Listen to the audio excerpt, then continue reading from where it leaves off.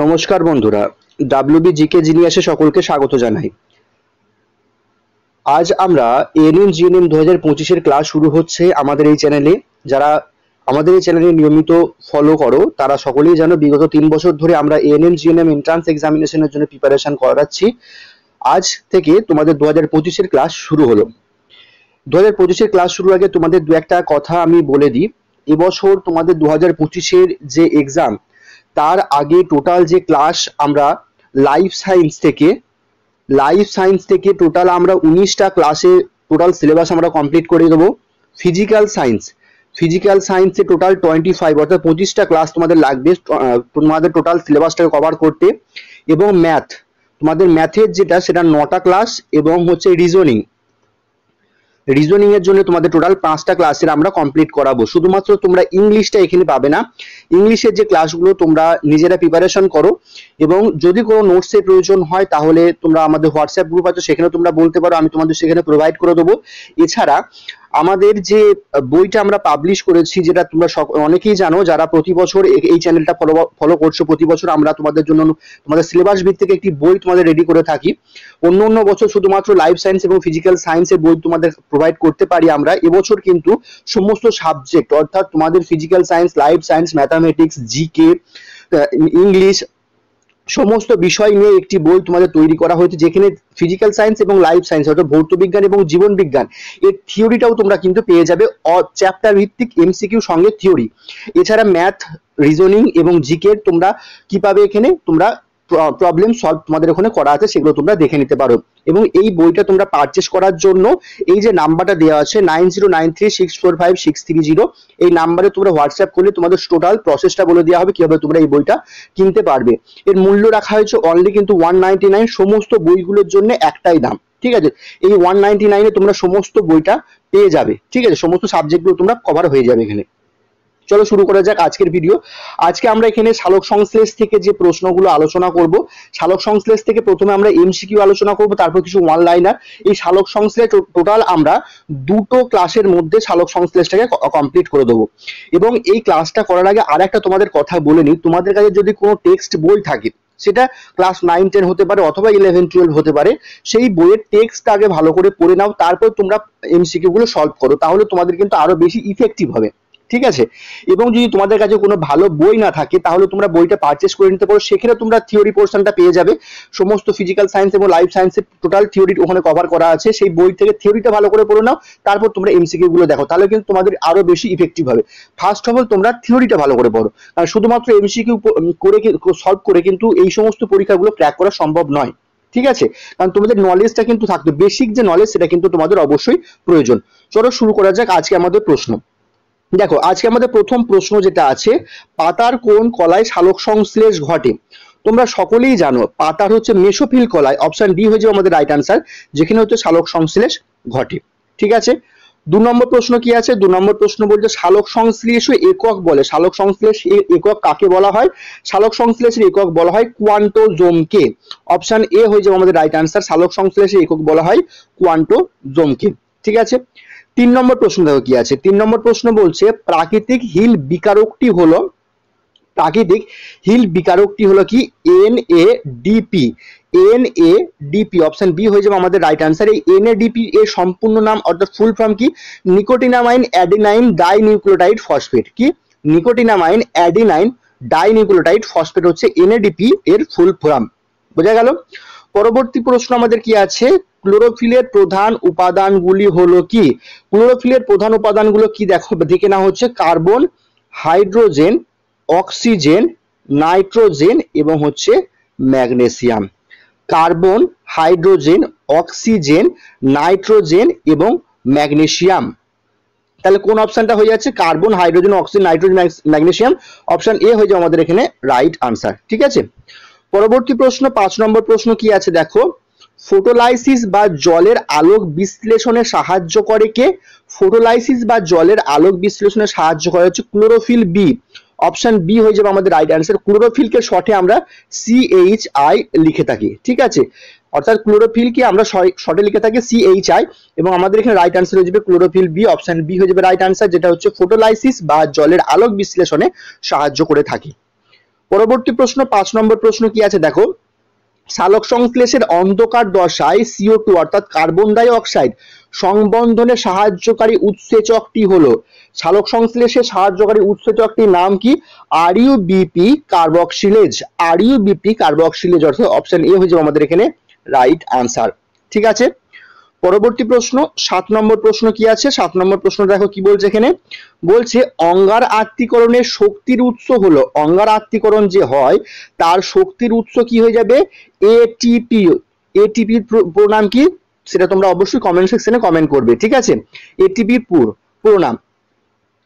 আর আমাদের right answer যে অঙ্গার আত্তীকরণের শক্তির উৎস হলো ATP। ঠিক আছে, পরবর্তী প্রশ্ন 8 নম্বর প্রশ্ন বলছে রাত্রে উদ্ভিদের শ্বেতসার প্রস্তুত হয় কোথা থেকে? রাত্রে উদ্ভিদের শ্বেতসার প্রস্তুত হয় কোথা থেকে? আমাদের রাইট অ্যান্সার হয়ে যাবে অপশন এ গ্লুকোজ থেকে। রাত্রিবেলায় উদ্ভিদের শ্বেতসার যে প্রস্তুত হয় সেটা হয় গ্লুকোজ থেকে, অপশন এ হয়ে যাবে আমাদের এখানে রাইট অ্যান্সার। বোঝা গেল? পরবর্তী প্রশ্নটা কি আছে, 9 নম্বর প্রশ্ন আমাদের কি বলছে, সালোক সংশ্লেষ প্রক্রিয়ায় গ্লুকোজ সৌরশক্তি আবদ্ধ করে কোন শক্তিতে? তাপ শক্তিতে, রাসায়নিক শক্তিতে, গতি শক্তিতে না আলোক শক্তিতে? সৌরশক্তি আবদ্ধ করে হচ্ছে রাসায়নিক শক্তিতে, অপশন বি হয়ে যাবে আমাদের এখানে রাইট আনসার। সৌরশক্তি, সালোক সংশ্লেষ প্রক্রিয়া সৌরশক্তিকে রাসায়নিক শক্তিতে আবদ্ধ করে। ঠিক আছে, অপশন বি হয়ে যাবে আমাদের এখানে রাইট আনসার। পরবর্তী প্রশ্ন 10 নম্বর প্রশ্ন বলছে অন্ধকার দশায় কত অণু এটিপি ও NADPH2 এর প্রয়োজন হয়? দেখো এটা ভালো করে মনে রাখবে, এই প্রশ্নটা কিন্তু খুব ইম্পর্টেন্ট। কি আছে, কত অণু এটিপি এবং কত অণু NADPH2 প্রয়োজন হয়? আমাদের রাইট অ্যান্সার হচ্ছে অপশন বি 12 অণু এটিপি এবং 12 অণু NADPH2 এর প্রয়োজন হয়। বোঝা গেল? পরবর্তী প্রশ্নটা কি আছে, পরবর্তী প্রশ্ন বলছে 11 নম্বর প্রশ্ন কি বলছে, সালোক সংশ্লেষের অন্ধকার দশায় উৎপন্ন শেষ স্থায়ী যৌগটি হলো কি? সালোক সংশ্লেষের অন্ধকার দশায় শেষ স্থায়ী যৌগটি হবে PGA phosphoglyceric acid, option A হয়ে যাবে আমাদের এখানে রাইট আনসার। পরবর্তী প্রশ্ন 12 নম্বর প্রশ্নটা কি আছে, 12 নম্বর প্রশ্ন বলছে ক্লোরোফিলকে সক্রিয় করে কে? ক্লোরোফিলকে সক্রিয় করে কে? আমাদের রাইট অ্যান্সার হচ্ছে অপশন বি ফোটন কণা, ক্লোরোফিলকে সক্রিয় করে ফোটন কণা। পরবর্তী প্রশ্ন 13 নম্বর প্রশ্ন বলছে বর্ণালীর কোন রঙের সালোক সংশ্লেষ ভালো হয়? বর্ণালীর কোন রঙে সালোক সংশ্লেষ ভালো হয়? আমাদের রাইট অ্যান্সার অপশন এ লাল এবং নীল, অপশন এ লাল এবং নীল রঙের আলোয় সালোক সংশ্লেষ ভালো হয়। ঠিক আছে, 14 নম্বর প্রশ্ন কি আছে, 1 গ্রাম অণু গ্লুকোজ সঞ্চিত শক্তির পরিমাণ কত? 1 গ্রাম অণু গ্লুকোজ থেকে কত পরিমাণ শক্তি পাওয়া যায়? আমাদের রাইট অ্যান্সার যে option B 686 kilo calorie, 686 kilo calorie শক্তি পাওয়া যায় 1 গ্রাম গ্লুকোজ থেকে। পরবর্তী প্রশ্ন 15 নম্বর প্রশ্ন বলতে সালোক সংশ্লেষে কার্বন ডাই অক্সাইড বিজারিত হয়, সালোক সংশ্লেষে কার্বন ডাই অক্সাইড বিজারিত হয় কখন? আমাদের এখানে রাইট আনসার হয়ে যাবে অন্ধকার দশায়, অপশন বি হয়ে যাবে আমাদের এখানে রাইট আনসার। সালোক সংশ্লেষে কার্বন ডাই অক্সাইড বিজারিত হয় অন্ধকার দশায়। ঠিক আছে, পরবর্তী প্রশ্ন 16 নম্বর প্রশ্ন কি আছে, সালোক সংশ্লেষে সৃষ্টি গ্লুকোজ অণুর অক্সিজেনের উৎস কি? সালোক সংশ্লেষে যে গ্লুকোজের অক্সিজেন তৈরি হয় সেই অক্সিজেনের উৎসটা কি? আমাদের এখানে রাইট আনসার হয়ে যাবে carbon die oxide, option B হয়ে যাবে আমাদের এখানে রাইট আনসার। পরবর্তী প্রশ্ন 17 নম্বর প্রশ্ন দেখো কি আছে, 17 নম্বর প্রশ্ন বলছে এডিপি ও পিআই এর বিক্রিয়ায় এটিপি যে তৈরি হওয়াকে বলে। দেখো জিনিসটা কি হয়, এডিপি এর সঙ্গে কি হয় পিআই যোগ করে আমাদের কি উৎপন্ন হয়? এটিপি তৈরি হয়। ঠিক আছে, এই যে এডিপি থেকে এটিপি তৈরি হচ্ছে এই প্রসেসটাকে কি বলা হয়? এই প্রসেসটাকে বলা হয় ফসফোরাইলেশন, ফসফোরাইলেশন। ঠিক আছে, অপশন এ হয়ে যাবে আমাদের এখানে রাইট আনসার। পরবর্তী প্রশ্ন 18 নম্বর প্রশ্ন বলছে পরাশ্রমী উদ্ভিদ জল শোষণকারী অঙ্গটি হলো, পরাশ্রমী উদ্ভিদের জল শোষণকারী অঙ্গটির নাম কি? আমাদের right answer option B velamen, option B হয়ে যাবে আমাদের এখানে রাইট আনসার। পরবর্তী প্রশ্ন 19 নম্বর প্রশ্নটা দেখো কি আছে, সালোক সংশ্লেষে সাহায্যকারী লৌহযুক্ত ইলেকট্রন বাহকটি হলো, লৌহযুক্ত যে ইলেকট্রন বাহক তার নাম কি? তার নাম হয়ে যাবে সাইটোক্রোম। অপশন বি হয়ে যাবে আমাদের এখানে রাইট আনসার। পরবর্তী প্রশ্ন 20 নম্বর প্রশ্নটা কি আছে, পরিবেশে অক্সিজেন এবং কার্বন ডাই অক্সাইডের ভারসাম্য রক্ষিত হয়। দেখো অক্সিজেন এবং কার্বন ডাই অক্সাইড এই দুটোর ভারসাম্য রক্ষা করে সালোক সংশ্লেষ ও শোষণ দ্বারা। অপশন বি হয়ে যাবে আমাদের রাইট আনসার। কিভাবে হয় দেখো ভালো করে বুঝে নাও। সালোক সংশ্লেষে কি উৎপন্ন হয়, অক্সিজেন উৎপন্ন হয়। শোষণে কি উৎপন্ন হয়, শোষণে হচ্ছে কার্বন ডাই অক্সাইড উৎপন্ন হয়, CO2 উৎপন্ন হয়। তাহলে সালোক সংশ্লেষের যে অক্সিজেনটা তৈরি হচ্ছে শোষণে সেটা কাজে লাগছে, এবং শোষণে কাজের ফলে শোষণে যে কার্বন ডাই অক্সাইডটা উৎপন্ন হচ্ছে সেটা আবার সালোক সংশ্লেষে কাজে লাগছে। এইভাবে চক্রাকারে কিন্তু ভারসাম্য রক্ষা করছে কার্বন ডাই অক্সাইড এবং কার্বন ডাই অক্সাইড এবং অক্সিজেনে, সেটা সালোক সংশ্লেষ এবং শোষণ।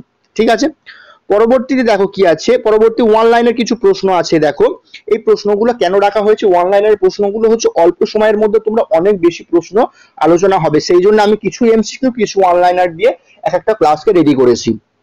চলো কি আছে দেখো, 1 নম্বর প্রশ্ন বলছে সালোক সংশ্লেষে প্রয়োজনীয় উপাদানগুলির মধ্যে কোনগুলি কাঁচামাল হিসাবে পরিচিত। সালোক সংশ্লেষে কাঁচামাল কি, কার্বন ডাই অক্সাইড, জল এবং কার্বন ডাই অক্সাইড হচ্ছে সালোক সংশ্লেষে কাঁচামাল হিসাবে ব্যবহৃত হয়। 2 নম্বর প্রশ্ন, এবং আরেকটা কথা তোমাদের বলে দিই, এই যে ওয়ান লাইনের প্রশ্নগুলো আছে এই প্রশ্নগুলো এমন ভাবে তৈরি করা হয়েছে যাতে তোমাদের যে ক্যাটাগরি 2 টাইপের যে কোশ্চেন গুলো সেগুলো কিন্তু অনেক এখান থেকে কভার হয়ে যাবে। ক্যাটাগরি 2 টাইপের যে তোমাদের কোশ্চেন গুলো থাকে, ঠিক আছে, যারা পরীক্ষা দিতে চলেছো তোমরা সকলেই জানো তোমাদের যে সিলেবাসটা রয়েছে, তোমাদের যে কোশ্চেন প্যাটার্নটা রয়েছে, ক্যাটাগরি 1 এবং ক্যাটাগরি 2 টাইপের তোমাদের কোশ্চেন হয়। ক্যাটাগরি 1 তোমরা এমসিকিউ থেকে কভার আপ তোমাদের হয়ে যাবে, এবং ক্যাটাগরি 2 টাইপের জন্য এই প্রশ্নগুলো তোমাদের দেখতে হবে, কারণ এই প্রশ্নগুলো একটু আমি ডিটেইলস দিয়ে দিয়েছি তোমাদের ক্যাটাগরি 2 টাইপের কোনো রকম কোনো অসুবিধা না হয়। ঠিক আছে, সুতরাং দুটো পার্টই তোমাদের কিন্তু ভালো করে কভার হয়ে যাবে। চলো পরে দেখো 2 নম্বর প্রশ্ন কি হচ্ছে, সালোক সংশ্লেষের কখন হয়। দেখো সালোক সংশ্লেষ সূর্যালোকের উপস্থিতিতে অর্থাৎ দিনের বেলায় সম্পন্ন হয়, তবে কৃত্রিম আলোতেও সালোক সংশ্লেষ সম্ভব। বুঝা গেল। 3 নম্বর প্রশ্ন বলছে কোন প্রকার উদ্ভিদ কলায় সালোক সংশ্লেষ সংঘটিত হয়। সবুজ পাতার মেসোফিল কলায় সালোক সংশ্লেষ সংঘটিত হয়ে থাকে। ঠিক আছে, পরবর্তী প্রশ্ন দেখো দেখা যাক 4 নম্বর প্রশ্ন আমাদের কি আছে। 4 নম্বর প্রশ্ন বলছে বায়ুতে অক্সিজেনের শতকরা পরিমাণ কত, তোমরা সকলেই জানো 20.6%। সালোক সংশ্লেষে কি জাতীয় প্রক্রিয়া, উপচিতি না অপচিতি। সালোক সংশ্লেষ একটি উপচিতি বিক্রিয়া। 6 নম্বর প্রশ্ন বলছে বায়ুতে কার্বন ডাই অক্সাইড এবং নাইট্রোজেনের পরিমাণ কত। অক্সিজেনের পরিমাণ তো জানলাম 20.6%, আর কার্বন ডাই অক্সাইড নাইট্রোজেনের পরিমাণ এখানে জানতে চেয়েছে। কার্বন ডাই অক্সাইড 0.03%, নাইট্রোজেন হচ্ছে 77.17%। ঠিক আছে, পরবর্তী প্রশ্ন 7 নম্বর প্রশ্ন দেখো কি বলছে, কোন ধরনের উদ্ভিদ সালোক সংশ্লেষ করতে পারে না। ভালো করে প্রশ্ন কিন্তু পড়ে নেবে। এখানে বলছে কোন ধরনের উদ্ভিদ সালোক সংশ্লেষ করতে পারে না। আমাদের উত্তরটা কি, মিথজীবী উদ্ভিদ যেমন ইস্ট আছে, অ্যাগারিকাস ইত্যাদি ছত্রাক সালোক সংশ্লেষ করতে পারে না।